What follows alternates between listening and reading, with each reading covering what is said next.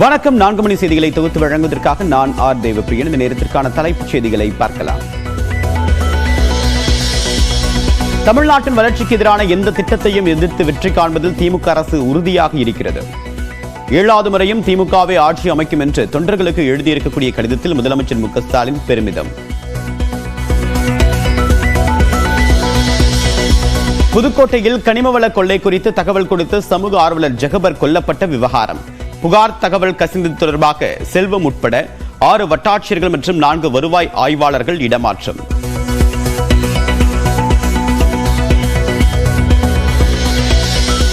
சீமான் இலங்கை சென்று வந்த பிறகு தமிழ் ஈழம் அழிந்துவிட்டதாக திமுக மாணவரணி தலைவர் ராஜீவ்காந்தி புகார். விடுதலை புலிகளின் முக்கியமான தளபதிகள் பதுங்கு குழிகளை உளவு பார்த்து சிங்கள அரசு மற்றும் சர்வதேச நாடுகளுக்கு சீமான் காட்டிக் கொடுத்ததாகவும் குற்றச்சாட்டு.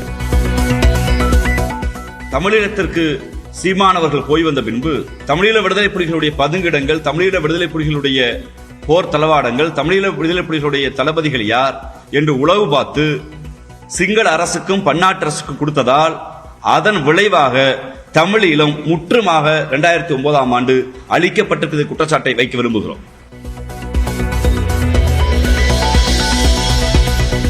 சென்னை திண்டிவனம் தேசிய நெடுஞ்சாலையில் போக்குவரத்து நெரிசலை குறைக்க புதிய திட்டம்.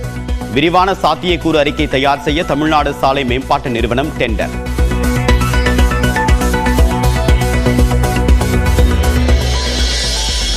வக்ஃப் வாரிய சட்டத்திருத்த மசோதா விவகாரத்தில் நாளை மறுநாள் இறுதி அறிக்கை தாக்கல் செய்கிறது நாடாளுமன்ற கூட்டுக்குழு.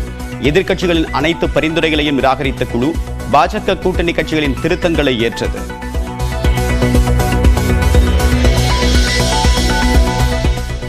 ஜனவரி 30, 31 கன்னியாகுமரி, திருநெல்வேலி, தென்காசி மற்றும் தூத்துக்குடியில் கனமழைக்கு வாய்ப்பு. நீலகிரி, கோயம்புத்தூர், தென்காசி, திருநெல்வேலி மற்றும் கன்னியாகுமரியில் பிப்ரவரி 1 கனமழை பெய்யும் என்று வானிலை ஆய்வு மையம் கணிப்பு.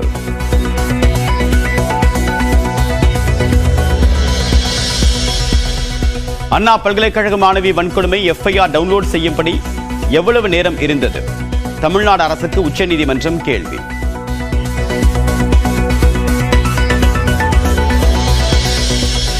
அண்ணா பல்கலைக்கழக மாணவி வன்கொடுமை வழக்கில் சென்னை காவல் ஆணையர் அருணுக்கு எதிரான கருத்துக்கு தடை. உயர்நீதிமன்ற கருத்துக்கு தடை விதித்தது உச்சநீதிமன்றம்.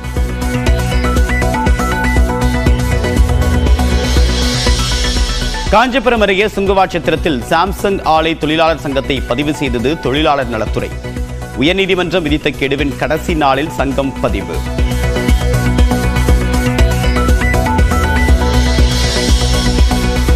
மத்திய அமைச்சர் நிர்மலா சீதாராமனுடன் தமிழ்நாடு அமைச்சர் தங்கம் தென்னரசு சந்திப்பு.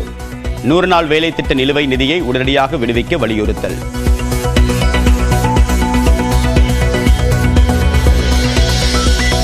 ஜனவரி 29 முதல்வர் மு க ஸ்டாலின் தலைமையில் திமுக எம்பிக்கள் கூட்டம்.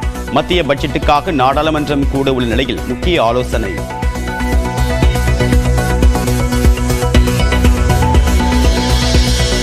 வேங்கை வயலில் குடிநீர் தொட்டியில் மலம் கலந்த வழக்கில் சிபிசிஐடி குற்றப்பத்திரிகையை ஏற்கக்கூடாது. குற்றம் சாட்டப்பட்ட 3 பேரும் புதுக்கோட்டை நீதிமன்றத்தில் மனு.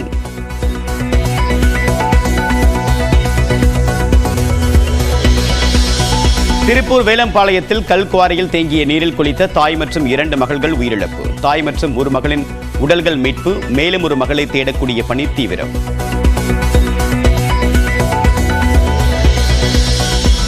குடியரசு தின விழாவில் பங்கேற்ற அலங்கார ஊர்திகளுக்கு பரிசு. கலை நிகழ்ச்சிகளில் பங்கேற்ற மாணவிகளுக்கு பரிசளித்து பாராட்டினார் முதலமைச்சர் மு க ஸ்டாலின்.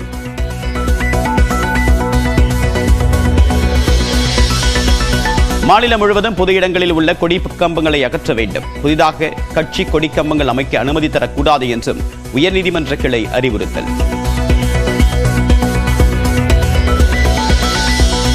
அரக்கோணத்தில் ரயில் மோதி தனியார் மருத்துவமனை ஊழியர் உயிரிழப்பு. ரயிலில் ஏற முயன்ற போது தண்டவாளத்தில் தவறி விழுந்ததில் உடல் துண்டாகி உயிரிழந்த பரிதாபம்.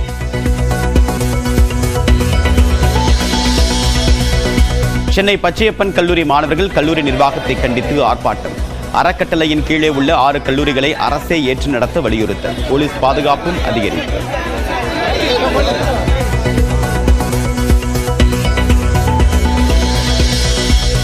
பள்ளி மாணவர்களுக்கு கற்றல் திறன் குறைவாக இருப்பதாக ஆளுநர் ஆர்.என். ரவி விமர்சித்த விவகாரம். அக்கறையுடன் கூறவில்லை என்று அமைச்சர் அன்பில் மகேஷ் பொய்யாமொழி கண்டனம். ஒரு அக்கறையான மனிதனாக அவர் சொன்ன மாதிரி தெரியல என்னை பொறுத்த வரைக்கும். இதுலேயும் ஒரு அரசியல் கடந்து சொன்ன மாதிரியாகத்தான். ஒரு குடியரசு தின வாழ்த்துக்கள் என்று வரும்போது எந்த விருப்பு வெறுப்பு இல்லாமல் அனைவரும் ஒன்றாக இருக்க வேண்டும் என்று சொல்லி நம்முடைய அரசியல் சாசனத்தை உயர்த்தி பிடித்து அதை வாழ்த்து தெரிவிப்பதுதான் வழக்கம். மகாராஷ்டிராவின் தானேயில் 13வது மாடியிலிருந்து விழுந்த குழந்தை ஓடிச் சென்று கைகளில் தாங்கி பிடித்து உயிரை காப்பாற்றிய நபர்.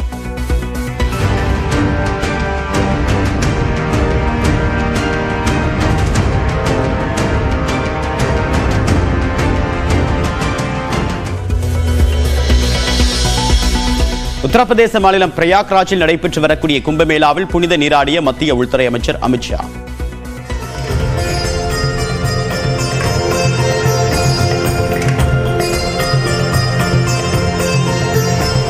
திரிவேணி சங்கமத்தில் ஆரத்தி எடுத்தும் வழிபாடு.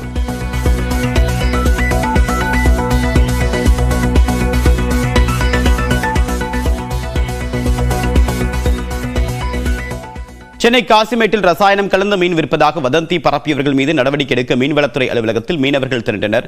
கூடுதல் தகவலுடன் நிகழ்ச்சிய செய்தியாளர் அசோக், வதந்தியுடைய பின்னணி என்ன? தற்போது மீனவர்கள் என்ன வலியுறுத்தி இருக்காங்க? கடந்த 2 நாட்கள் முன்னாடி உணவு பாதுகாப்புத்துறை அதிகாரி இருக்கக்கூடிய மீன்கள் ரசாயன கலந்ததாக 350 கிலோ கெட்டுப்போன மீன்களை தராவில் ஊற்றி அளிக்கப்பட்டிருக்கு. ஆனால் அது உண்மை தன்மை தெரியாமல் இவர்கள் ஒருவர் தனிப்பட்ட விரோதம் காரணமாக இது போன்ற தகவலை அளித்ததை தொடர்ந்து இந்த காசிமேடு மீன்பிடி துறைமுக உணவு பாதுகாப்புத்துறையோட தற்போது ரசாயன கலந்ததாக ஒரு வதந்தி பரப்பியது.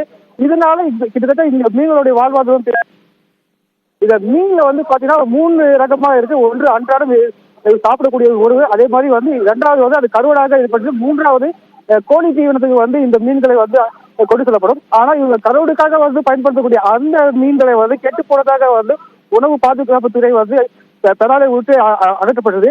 இதனால கிட்டத்தட்ட 1000க்கும் மேற்பட்ட இந்த மீனவர்களுடைய வாழ்வாதாரம் பெரிதும் பாதிக்கப்பட்டிருக்கு.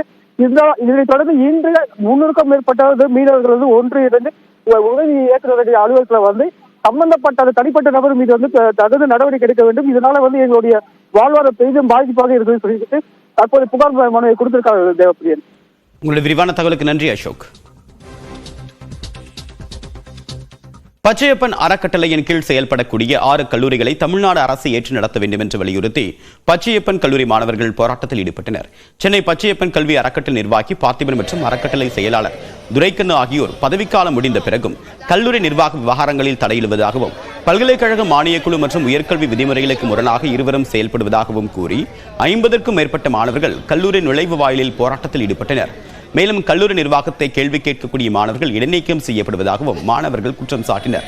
இதையடுத்து சம்பவ இடத்திற்கு விரைந்த காவல்துறையினர் மாணவர்களுடன் பேச்சுவார்த்தை நடத்திய பிறகு போராட்டம் கைவிடப்பட்டது.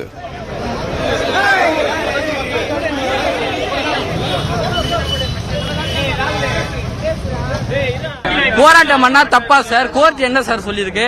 போராட்டம் பண்றது ஒவ்வொரு மாணவனுடைய உரிமை, கடமை. ஆனா போராட்டம் பண்ற எங்களை குற்றவாளிகள் போல கல்லூரி இருந்து நீக்கிறது, மிரட்டுறது, காவல்துறையை வச்சு மாணவனுக்கு அவங்க பேரண்ட்ஸ் இட்டு மிரட்டுறது, கல்லூரியிலிருந்து நீக்கிறது போன்ற பல்வேறு நடவடிக்கைகள்லாம் கல்லூரி நிர்வாகம் நடத்துறாங்க சார். அண்ணா பல்கலைக்கழக மாணவி வன்கொடுமை விவகாரத்தில் சென்னை காவல் ஆணையர் மீது நடவடிக்கை எடுக்க வேண்டும் என்ற உயர்நீதிமன்ற உத்தரவிற்கு தடை விதித்து உச்சநீதிமன்றம் உத்தரவிட்டுள்ளது. சென்னை அண்ணா பல்கலைக்கழகத்தில் மாணவி வன்கொடுமை செய்யப்பட்ட வழக்கை விசாரித்த உயர்நீதிமன்றம் முதல் தகவல் அறிக்கை வெளியான விவகாரம் குறித்து சரமாரியாக கேள்வி எழுப்பியது. இந்த விவகாரத்தில் மாநகர காவல் ஆணையர் மீது நடவடிக்கை எடுக்கவும் உயர்நீதிமன்றம் உத்தரவிட்டது. இந்த உத்தரவை மட்டும் ரத்து செய்யக்கோரி தமிழ்நாடு அரசு தாக்கல் செய்த மேல்முறையீட்டு மனு உச்சநீதிமன்றத்தில் நீதிபதி நாகரத்னா முன்னிலையில் விசாரணைக்கு வந்தது.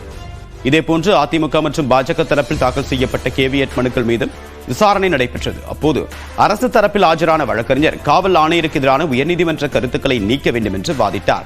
இதனை கேட்ட நீதிபதி மாணவியின் விவரங்கள் வெளியானதற்கு யார் பொறுப்பு என்றும் முதல் தகவல் அறிக்கையை பதிவிறக்கம் செய்யக்கூடிய வகையில் எவ்வளவு நேரம் இருந்தது என்றும் கேள்வி எழுப்பினார். முதல் தகவல் அறிக்கை வெளியான மறுநாளே அதனை பதிவிறக்கம் செய்யாமல் இருக்க நடவடிக்கை எடுக்கப்பட்டதாக அரசு தரப்பில் பதிலளிக்கப்பட்டது. ஆனால் இந்த வழக்கில் அரசு யாரையோ காப்பாற்ற முயற்சிப்பதாக எதிர்மனுதாரர்கள் தரப்பில் வாதிடப்பட்டது. இருதரப்பு வாதங்களையும் கேட்ட நீதிபதி இந்த விவகாரத்தில் அரசியல் செய்யக்கூடாது என்று அறிவுறுத்தினார். மாநகர காவல் ஆணையர் மீது நடவடிக்கை எடுக்க வேண்டும் என்று உயர்நீதிமன்ற உத்தரவிற்கும் நீதிபதி தடை விதித்து உத்தரவிட்டார்.